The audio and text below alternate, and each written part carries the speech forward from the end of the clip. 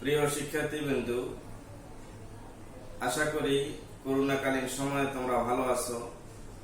আমি ভালো আছি। তোমরা সুখে থাকো, শান্তিতে থাকো, ভালো থাকো এই কামনা করে শুরু করছি। আমি মোহাম্মদ মিজানুর রহমান, আরবি প্রভাষক, জোরানপুর মদিনাতুল উলুম আলিম মাদ্রাসা। বিষয় ফিকা দ্বিতীয় বছর, আলিম প্রথম বর্ষ। আজকের পাঠের বিষয় হচ্ছে মৃত ব্যক্তির সাথে জড়িত হক সম্পর্কে আলোচনা। আমাদের সিরাজি বইয়ের ভূমিকার মধ্যে বলা হয়েছে কলা বলা মাউনা। আমাদের আলেমগণ বলেছে মৃত ব্যক্তির সাথে জড়িত হক চারটি। এক নাম্বার হচ্ছে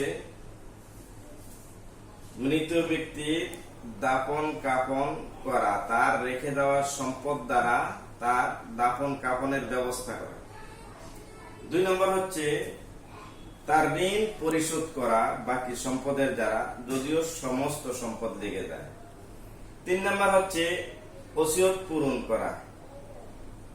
চার নম্বর হচ্ছে বাকি সম্পদ ওয়ারিসদের মধ্যে বন্টন করা। আমরা এখন বিস্তারিত আলোচনা শুরু করতে যাচ্ছি। তাহলে আমরা জানলাম যে মৃত ব্যক্তির সাথে জড়িত হক চারটি।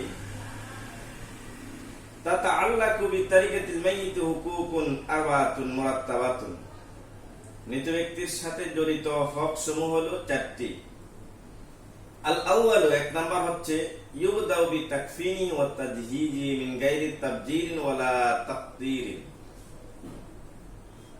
মৃত ব্যক্তির রেখে দেওয়া সম্পদ দ্বারা তার কাফন এবং দাফনের ব্যবস্থা করা, তবে এতে অপচয় অথবা অপব্যয় করা যাবে না। দুই নাম্বার হচ্ছে তার ঋণ পরিশোধ করা। সুম্মা তুকদা দুয়ুনু মিন জামিই মা বাকিয়া মিন মালিহি। কাফন দাফনের ব্যবস্থা করার পর বাকি সম্পদ দ্বারা তার ঋণ পরিশোধ করবে, যদিও ঋণ পরিশোধ করার ক্ষেত্রে তার সমস্ত সম্পদ লেগে যায়। আল্লাহ রাসূল সাল্লাল্লাহু আলাইহি সাল্লাম বলেছেন, কোন ব্যক্তি যদি মারা যায়, তার যদি ঋণ থাকে, তাহলে রাসূল সাল্লাল্লাহু আলাইহি সাল্লাম ওই মৃত ঋণী ব্যক্তির জানাজা তিনি পড়াইতেন না, অন্যকে বলতেন তোমরা পড়ে নাও। যদি কোনো ব্যক্তি বলতো যে আমরা তার ঋণের জামিনদার হলাম, তাহলে আল্লাহ রাসূল তার জানাজা পড়াইতেন, না হয় পড়াইতেন। তাহলে ঋণটা অত্যন্ত ভয়াবহ জিনিস। এই জন্যই যদিও সমস্ত সম্পদ লেগে যায়, তাহলে সমস্ত সম্পদের দ্বারাই মৃত ব্যক্তির ঋণ আদায় করতে হবে। তিন নম্বর হলো ওসিয়ত পূর্ণ করা।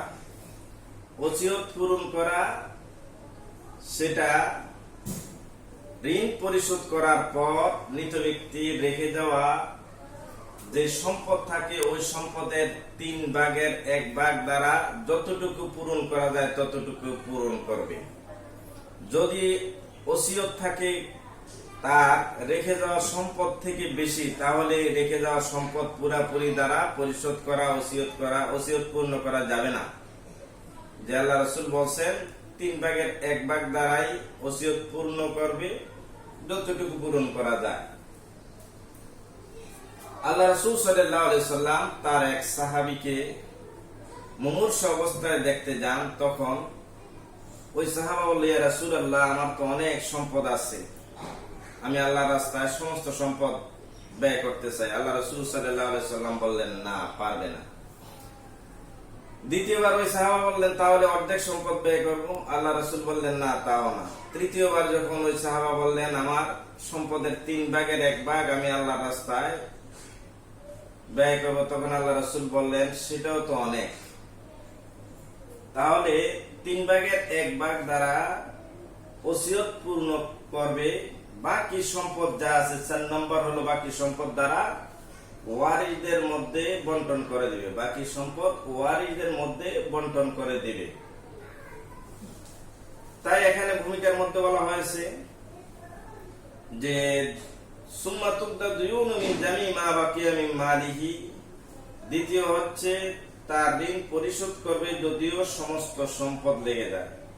সুম্মা তুনফাজু ওয়াসায়াহু, তারপর তৃতীয় নম্বর হচ্ছে তার ওসিয়ত, মৃত ব্যক্তির ওসিয়ত সমূহ পূর্ণ করবে।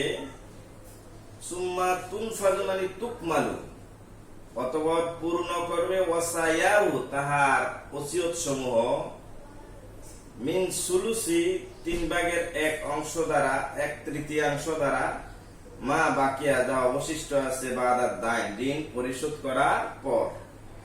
সুম্মা ইউকাসসামুল বাকি, অতঃপর বাকি সম্পদ বন্টন করে দিবে বাইনা ওয়ারাসাতিহি, মৃত ব্যক্তির ওয়ারিসদের মধ্যে, উত্তরাধিকারীদের মধ্যে, বিল কিতাবি কোরআনে বর্ণিত অংশসমূহ যেভাবে বন্টন করা হয়েছে সেভাবে, সুন্নাতে এবং হাদিসে যেভাবে বর্ণিত হয়েছে বন্টন করা হয়েছে সেভাবে, ও ইজমায়ে উম্মত এবং ইজমায়ে উম্মতের দ্বারা বন্টন করতে হবে। এখানে কিয়াসের কোনো স্থান নেই, যেহেতু 3টার কথা বলা হয়েছে, কোরআন, সুন্নাহ এবং ইজমায়ে উম্মতের দ্বারা বন্টন করতে হবে।